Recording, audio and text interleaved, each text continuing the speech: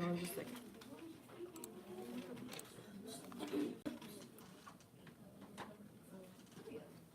I'll stop.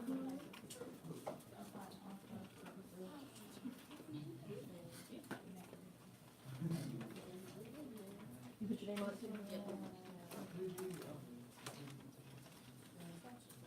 How did I know?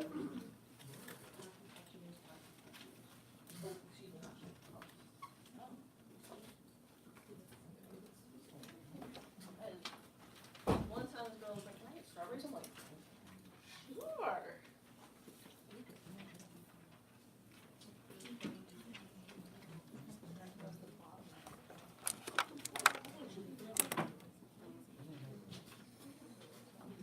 All right, once you get your printouts of fossils,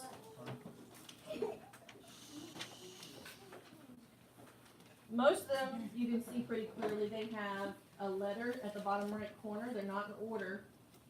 So you can look at the picture on the screen, or you can make sure you look at the bottom right corner when I tell you what letter it is. For example, the mold fossil we'll be talking about is letter C. It's in the bottom middle. Looks like a shell, because it is a shell.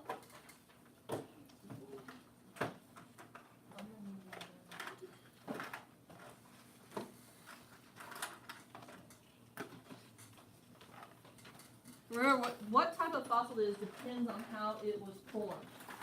So Cornell notes, like on the left-hand side, different types of fossils based on how they were formed. So the first one we're going to talk about is, bless you, mold fossils. Not like the mold that grows on your own bread, but mold like, has anyone ever had, like, especially if you've had braces, they make you have a mold of your teeth, where they put that mouth guard full of crap in your mouth? Yeah. A lot of, especially pro athletes, will get molds taken in their mouth so they can have custom mouth guards. Same idea. It is a substance that hardens around something else. But in this case, what happens is that an organism usually dies, and it's laying there, and it gets covered in sediment, so rock, sand, mud. Over time, those sediments are compacted, they're pressed, and they turn into sedimentary rock. And while they're doing that, the organism is decaying, so there's nothing really organic left of it. When you dig it up, what's left is an impression of what the organism looked like. So you're left with basically the hole that it made underneath all the rock. So that's called a mold fossil. What is left behind is a cavity. Not like a tooth cavity, but like a hole cavity. So that is a semicolon. People are tripping out about that. I'm like, it's a semicolon. Have you ever seen a semicolon before? No. So sediments bury an organism, then sediments turn into rock. When the organism decays or rots away, a cavity is left behind in the shape of that organism.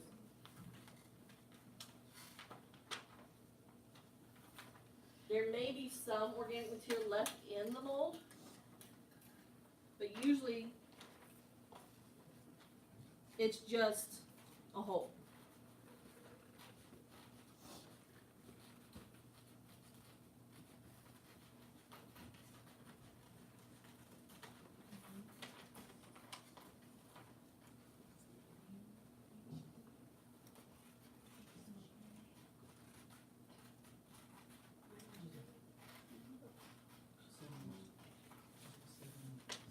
I don't believe I have any.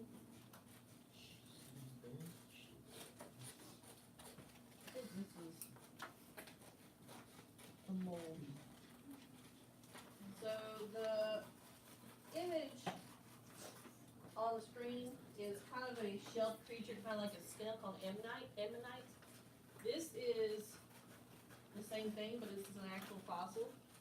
So this is not the creature that died. This is just what was the creature now filled with rock. Yes, ma'am. What's that one? Which one? Sediments bury an organism, then sediments turn into rock. When the organism decays, a cavity is left behind.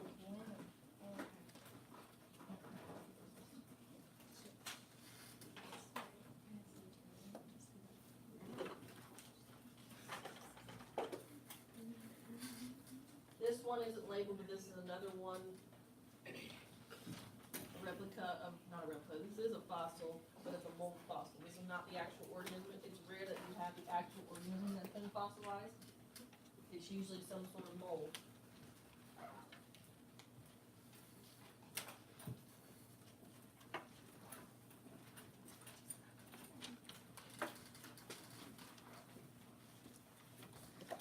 So, somebody was moving into a science teacher's room here and found all these fossil kits, and they were gonna throw them out because they just thought it was a bunch of rocks. And I was like, stop, let me check it. And there's actually several different kinds of fossils in here that I really like, including, I was really excited, I don't know where it's, oh, here. An actual trilobite mold fossil. I was like, yes, I was really one of these. I was really excited.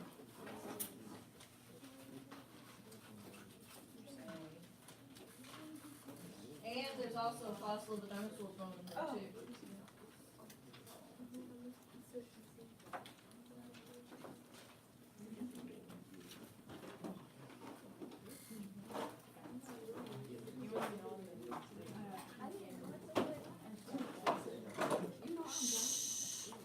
Alright, if y'all talking, that means we can move on. Now, I did not have enough room to put another picture and description on that page, so I just left that and went to the next page. But if you have enough room to add another one, that's super. If not, just go to the next page.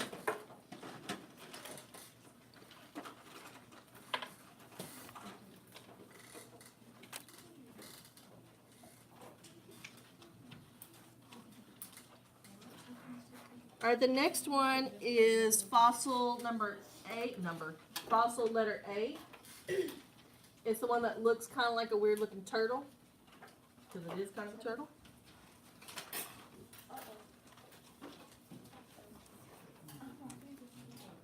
And this is a,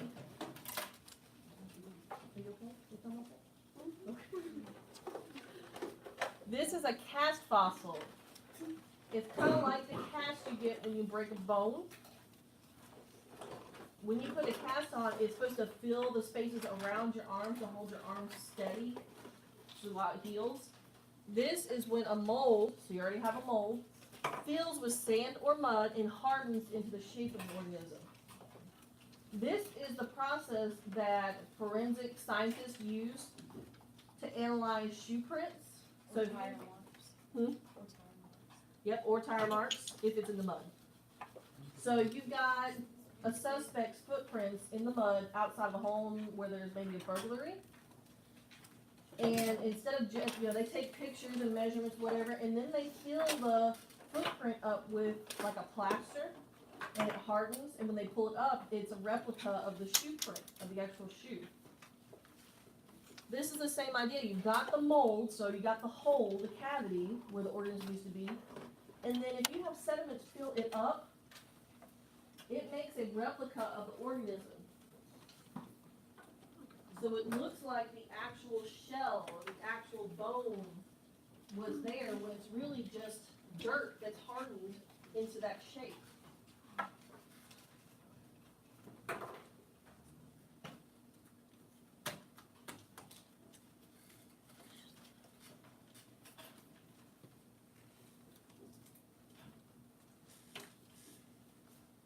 So if you have an organism that has died near like a riverbank, you have to think about which type of fossil would it most likely make. And if you're in an area where there is sand or mud that could get into a cavity and harden, like if there's a flood and then the floods recede, then that's more than likely a cast fossil.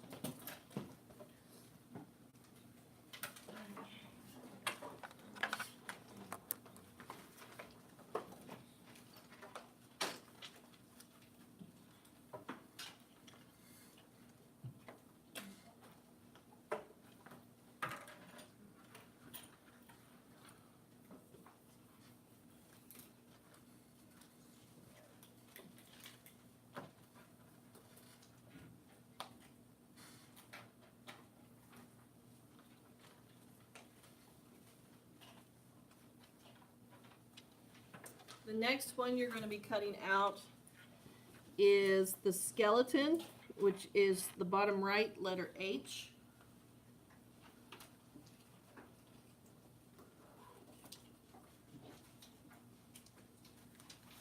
Need more glue sticks? Yeah.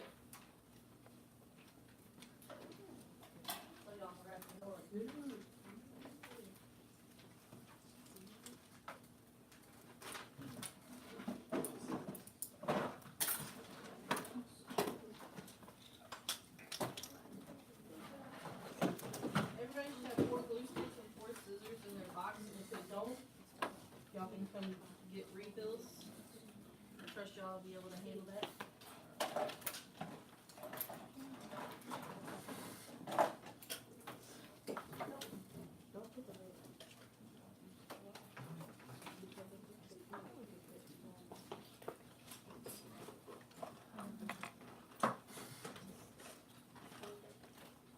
All right. Anybody ever heard of petrified wood before? There's a fossil back there of a petrified wood sample.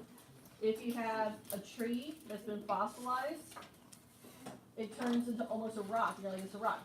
No, it's a tree. No, it's a rock. Well, it's both. Petrified, or also called permineralized fossil, is when you have a whole bunch of mineral-rich soil and rock around you. It soaks into the buried remains, so something dies and all these minerals soak into the remains. And then it changes those remains into the rock. So it takes the place of bone or organic material and turns it into rock. These are what, when you have dinosaur skeletons, like whole skeletons, the only reason why they're still skeletons is because they are now pretty much rock. They're no longer regular bone.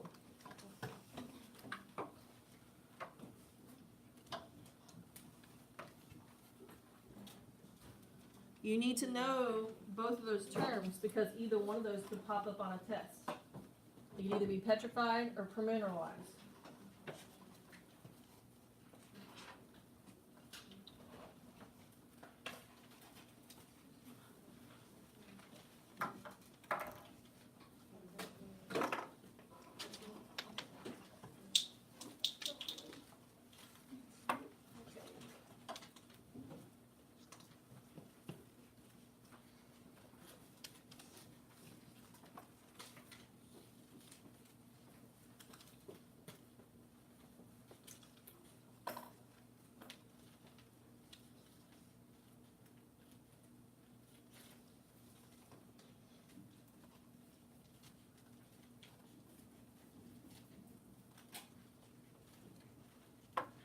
In the second box here, number 66 is dinosaur bone that's been petrified. It looks just like a rock, except it's got some holes in it, and that's how we know it's bone.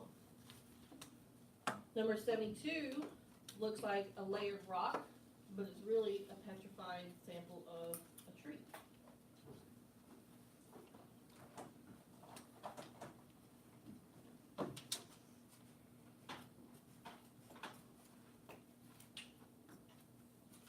And one of the stations you'll be working on today is examining those fossils.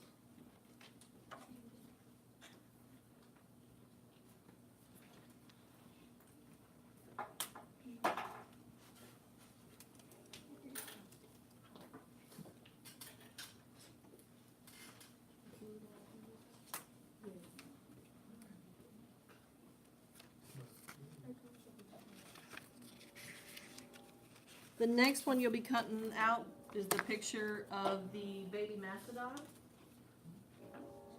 which looks like the elephant. Letter I.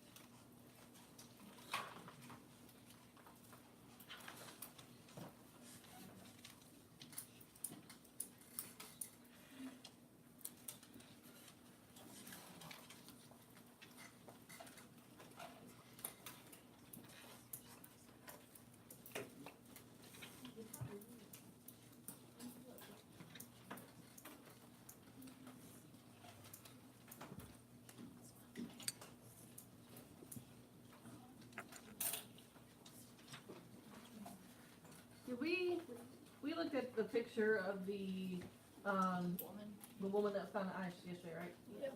Okay. That was an example of a preserved fossil. Like, even though she's pretty much still all organic matter, she's still considered a fossil. Mummified beings are still considered fossils. A preserved fossil is when you have the whole organism that has been prevented from decaying, either because they were trapped in rock and they were trapped so tightly air could not get in, so there was no degrading, or they were trapped in ice like that teenage girl was. They were trapped in tar, which can harden and keep them encased, or amber. Does anybody know what amber is? Let me watch Jurassic Park. Yes. Like, not New World, not Jurassic World, Jurassic Park, the original. Yeah. Yeah. Okay. Y'all remember the amber that had the mosquito in it? Yep. Yeah. Amber is hardened tree sap, and it ends up turning into like a rock. So if you have animals, especially tiny animals like bugs and tiny little critters that were caught in amber, they usually died because they were stuck and they drowned or they couldn't get out. And over time it hardened into like a rock type substance, so they didn't decay. They just stayed like that. So this is a baby mastodon, which is a cousin to our elephants of this day, that was preserved in ice so it did not decay. It doesn't look the greatest, but all the organic matter is still pretty much there.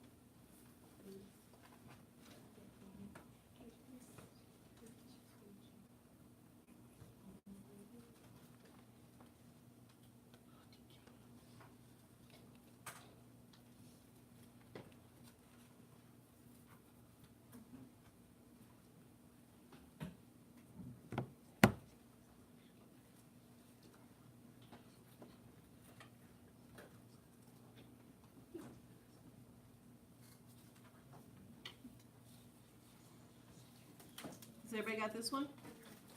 Need another minute? Who needs another minute? Okay.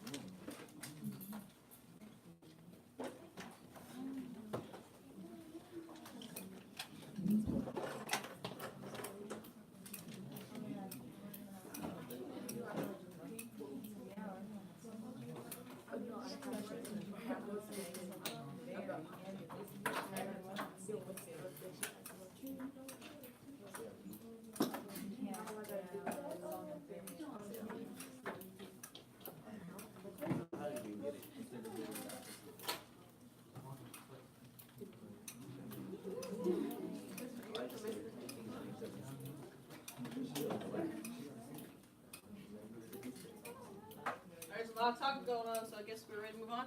Yeah. Sweet.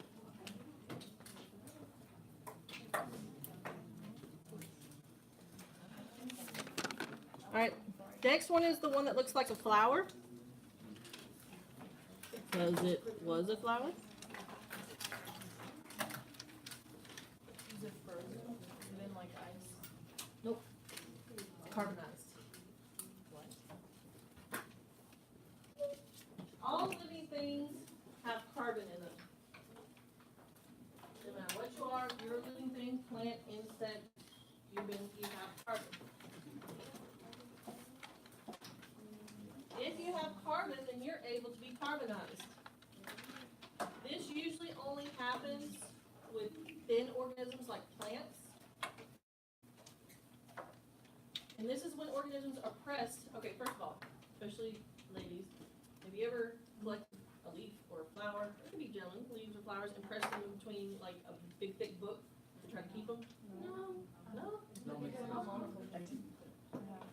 That's it. Okay, so if it ever gives you a flower and you want to keep it, put it in some wax paper, put it in the middle of like a big thick dictionary or something, and then it won't look the same, but it'll be kept for longer. Alright, so basically, carbonized organisms, that's when you have an organism that's squished in layers of mud or clay, and it squeezes out almost all the organic matter. The only thing that's left is the imprint, that teeny tiny film of what it used to be.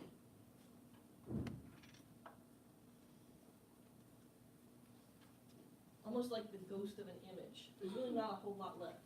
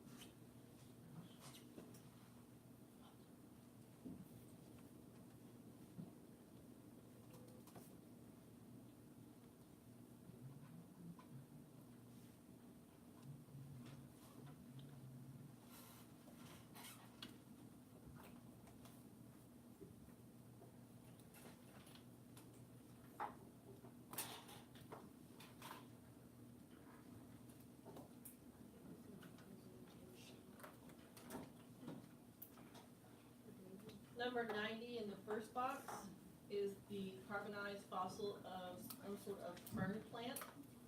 The only thing that's left is an imprint.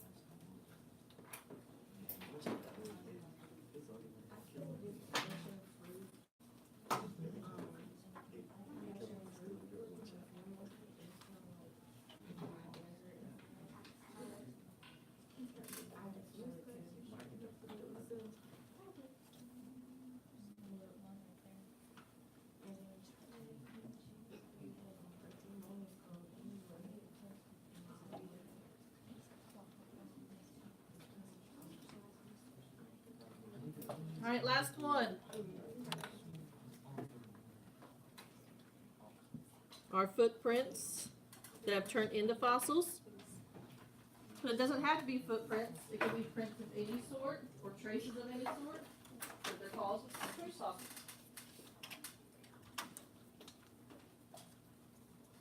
So if you have some sort of trail, print, little burrow or home of an animal, and it hardens around it, doesn't fill,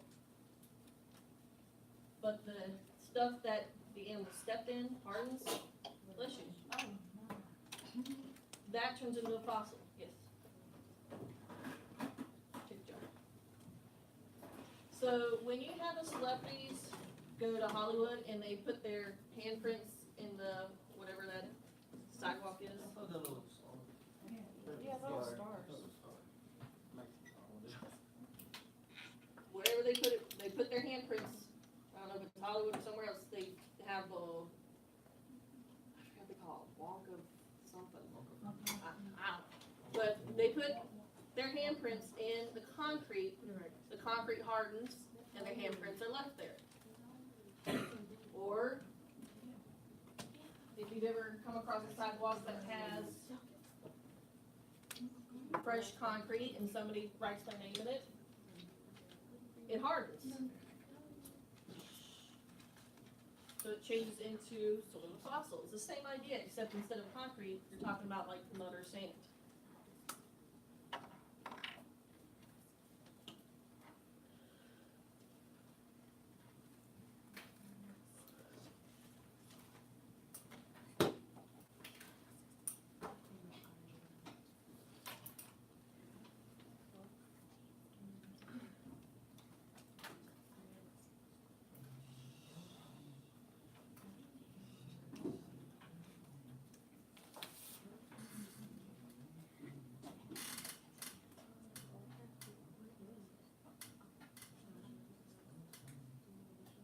This is the last of our fossil notes. After you're done copying these notes, you're going to be doing some work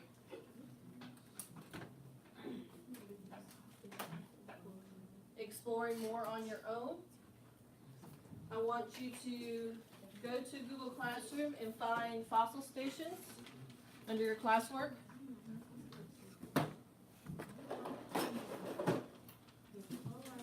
Ladies, you're done? Open up here. Not nice.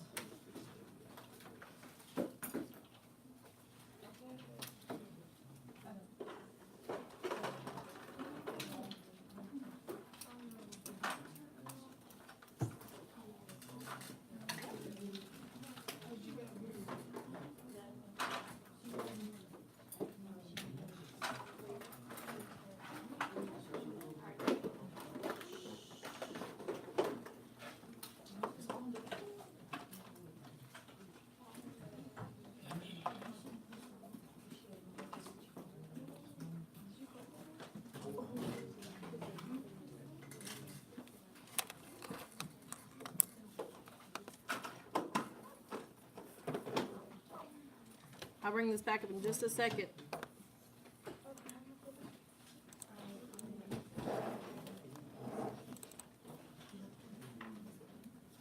All right, real quickly, I want you to look up here so I can explain to you what you're doing.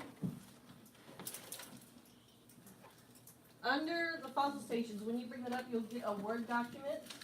Each of you will get your own copy, so you can type on this, edit it.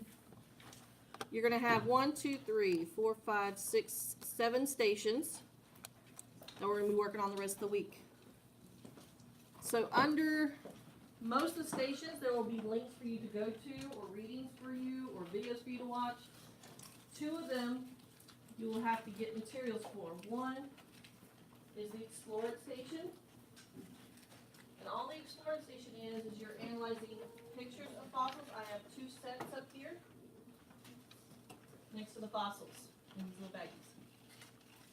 Under the very bottom of that page, start on the next page, there is a fossil research station.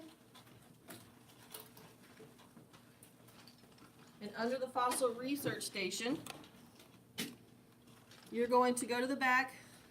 You try to quit talking, please. And examine the fossils in the back. You're going to pick one, write down, and they're numbered so you can check the box and see what exactly it says. You're going to write down your species, what the fossil is, and then you're going to answer a few questions about it. So you put your name of your fossil, go online, do some research. Everything else you've done before, it's self-explanatory. One thing I want to make very, very clear. The last time we did a station like this, I took points off for copying and pasting from websites. That's plagiarism. So you do not get full credit for your assignment if you copy. This time it'll be a disciplinary referral. Do not copy and paste off the internet. If you do research, first of all, unless I give you the link, you shouldn't be doing anything online researching except for the fossil station. Everything else, you need to find in your assignment or your notes.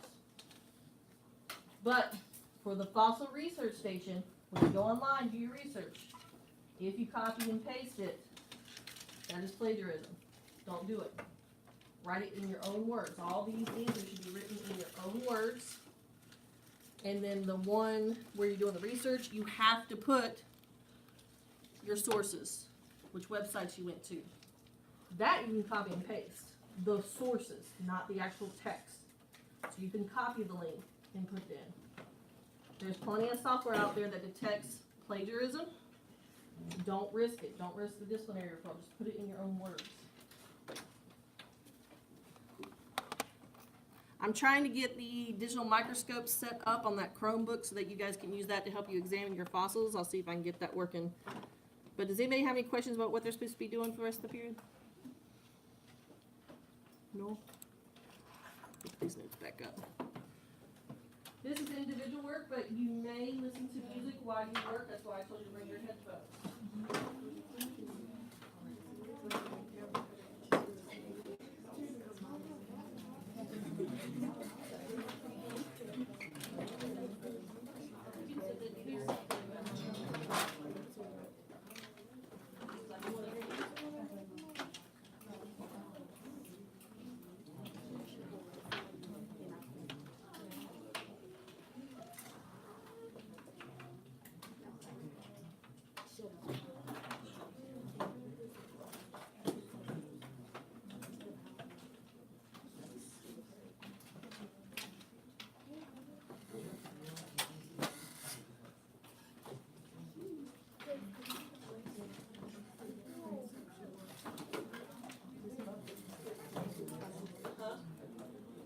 No, I didn't put it on the start string so that you would know you did it. So you can put the start string, that's your bag.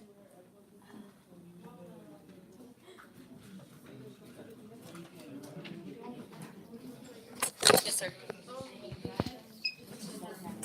The directions to turn it right side up are in your page.